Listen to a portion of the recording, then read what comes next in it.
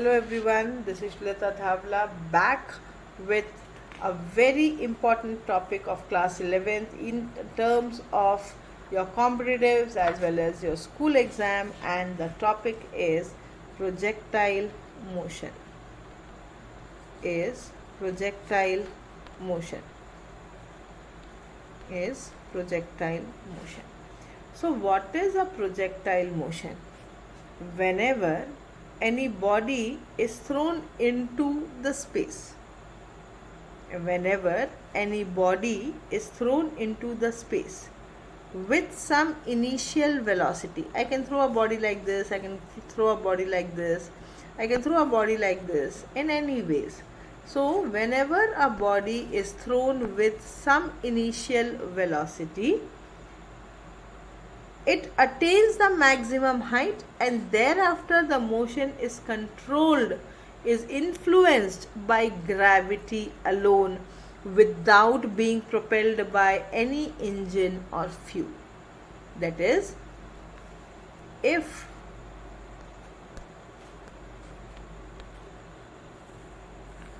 I throw, this is x-axis, this is y-axis, this is origin. If I throw a body with some initial velocity, it has to come down under the effect of gravity.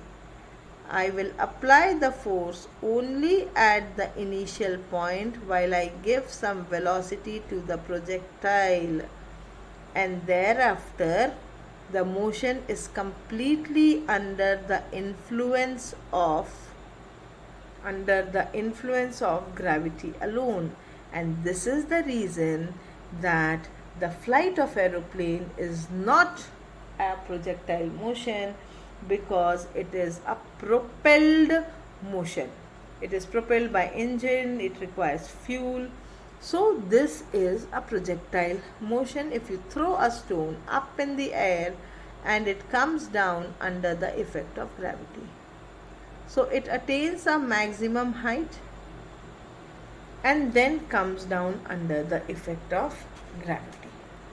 So the motion is completely governed by the gravity, and if this is possible, then we can say that it is a projectile motion.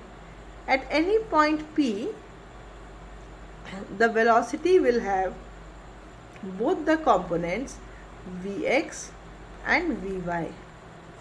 And when the body comes down, again it will have both the components Vx and Vy, and this will be the resultant velocity, making an angle theta. So what is happening? The initial velocity has two components, u cos theta and u sin theta.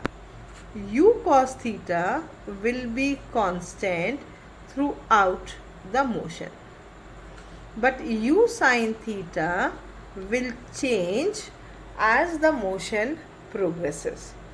As it reaches point A, at the highest point it will become minimum, that is 0, and later on when the body comes down under the gravity, the velocity increases again. So u cos theta remains constant, u sin theta initially decreases, and as the body reaches the maximum height it becomes 0, and later it increases.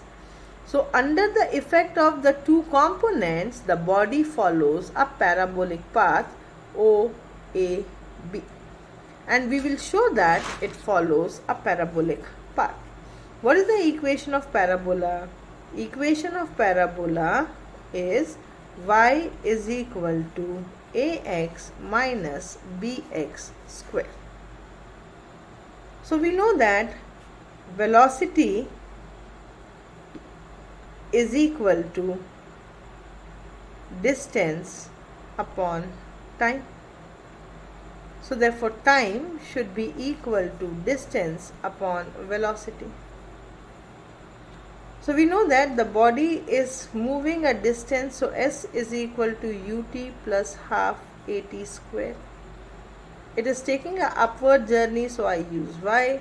It becomes u sin theta. Instead of t, I can write as x upon u cos theta plus half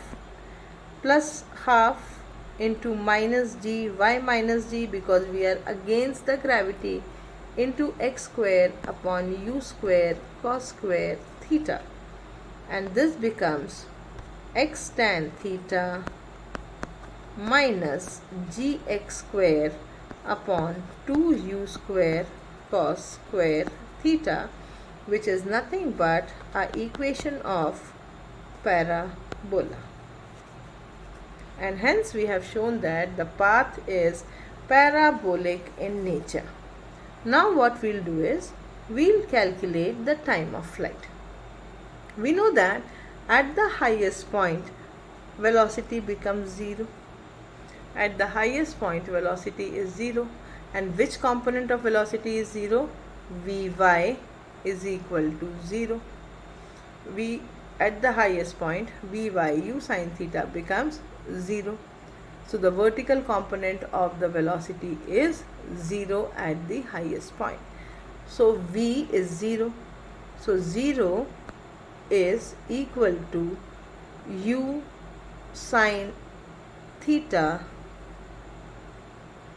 minus gt. From where did it come?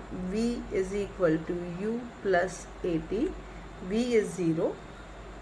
At the highest point, the only velocity available will be u sin theta. So u sin theta minus gt. So I can get the value of time. What is the time? Time is u sin theta upon g. So this is the time taken to attain the highest point.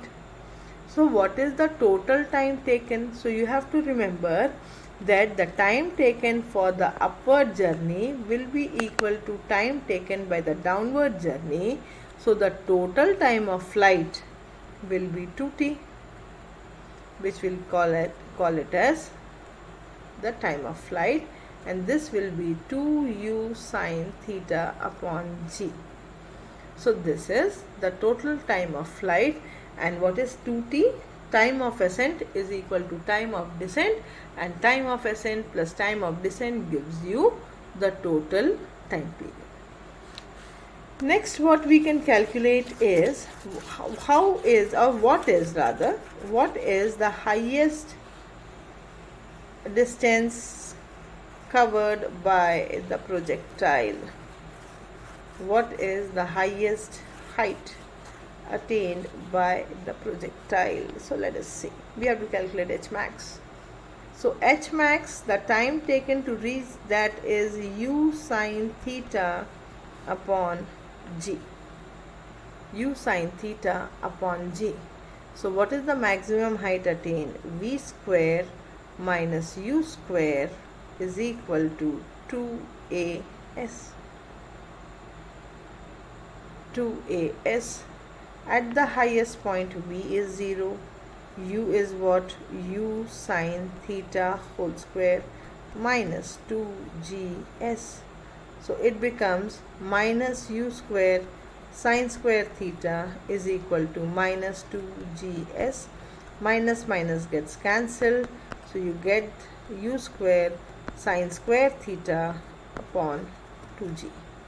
So this is the maximum height attained. So what is the maximum h max? So maximum horizontal distance. The maximum horizontal distance is called range. And now I want to find the range. To find the range, simple hai. It will come back to the x-axis. Distance is equal to what? Velocity into time. What is the velocity? What is the velocity? The velocity which is constant is u cos theta. And what is the time? It is the complete time taken. What is the complete time? 2u sin theta upon g. So this is u square. 2 sin theta cos theta is sin 2 theta upon g. So this is the range attained. So if someone asks you what is the maximum range attained, so whenever the value of sine will be maximum, range will be maximum. And what is the sine angle you have? 2 theta. So whenever theta is equal to 45 degree, the range will be maximum, which will be equal to u square upon g. I hope this is clear to you, and tomorrow we'll be dealing with the numericals of projectile. Okay then.